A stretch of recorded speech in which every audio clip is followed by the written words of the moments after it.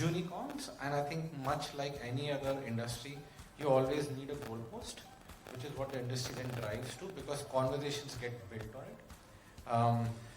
To her point, if the interviewer wants her to raise 10 billion to give an interview, it's not because the interviewer judges her, it's because the interviewer feels that the article gets more views about a company who's raised more money. So it's also on to us to read those pieces more, so that they have more reasons to celebrate folks who are not unicorn. I think there's going to be a balance. It's very easy to sort of push the blame on someone else that, why have you become a unicorn? I mean, like most of us in this room would not mind becoming a unicorn, right? Correct. So I think we need to have balance.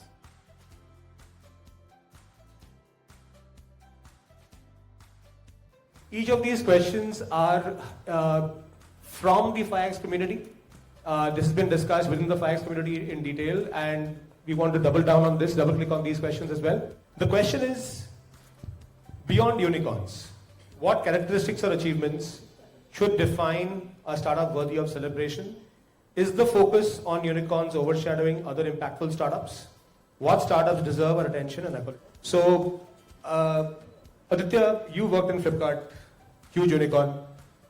Love to hear your thoughts on this. I think as employees, or when you are on the ground, like you mentioned, the word is irrelevant. Till the time as a founder or as a core member of a team, you don't let the word sit on your head. It's fundamentally irrelevant. When you enter into a room, you are you, and your colleagues and partners are what they are. They don't look at you differently because you're valued at a certain company. Your company is valued at a certain dollar. Whether it is unicorn or semicorn, some random things happen. I think the principles on which the companies are built and how and why they become successful largely remain the same.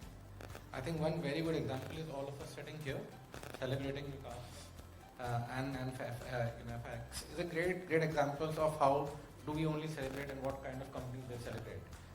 So unicorns, and I think much like any other industry, you always need a goalpost, which is what the industry then drives to, because conversations get built on it. To her point, if the interviewer wants her to raise 10 billion to give an interview, it's not because the interviewer judges her, it's because the interviewer feels that the article gets more views about a company who's raised more money. So it's also on to us to read those pieces more, so that they have more reasons to celebrate folks who are not unicorn. I think there's going to be a balance. It's very easy to sort of push the blame on someone else that, why have you become a unicorn? I mean, like most of us in this room would not mind becoming a unicorn, right? Correct. So I think we need to have balance. There is merit. We have seen some great companies who have today, I think as you mentioned, we live on some of those unicorns today. They have helped us change habits, evolve faster, learn faster, and also some in many ways become a goalpost of where we could be. I think you talked about Flipkart. Many would say Flipkart fundamentally created this ecosystem that we all thrive in. It has created at least 35 more unicorns, or at least 25 more unicorns out of that company. I think it's what you take away, and I think that's what it takes. It is a buzzword. I love what Kunal Mahal said, I think 6 months before in one of the event. But a unicorn is what, 8,500 crores.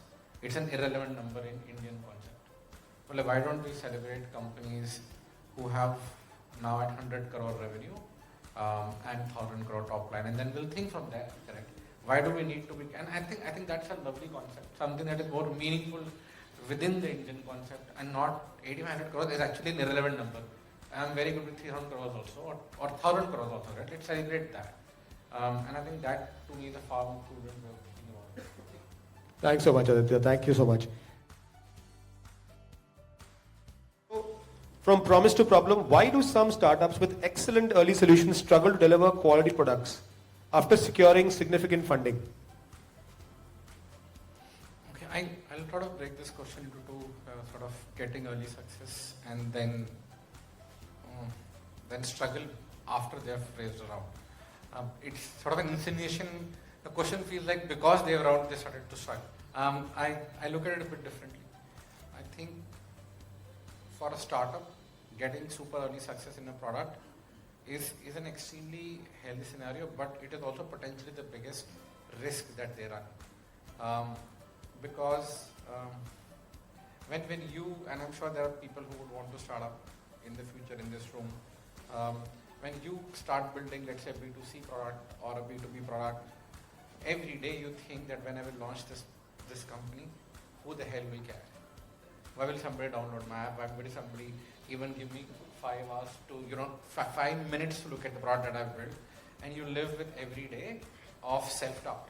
It's just true, the most common nature when you start building up. And when you suddenly hit too fast and early PMF, that swing of the mindset is the most complicated thing to manage. And 2-3 mistakes that at least I have done when I saw something early. One is I forgot, or I sort of stumbled on the decision-making process where I would say more no's and very, very few yes. But because then you start seeing a product being so successful, there is enough capital in the bank, you then start thinking, oh, I'm sure I can pull this off. I'm sure I can pull this off.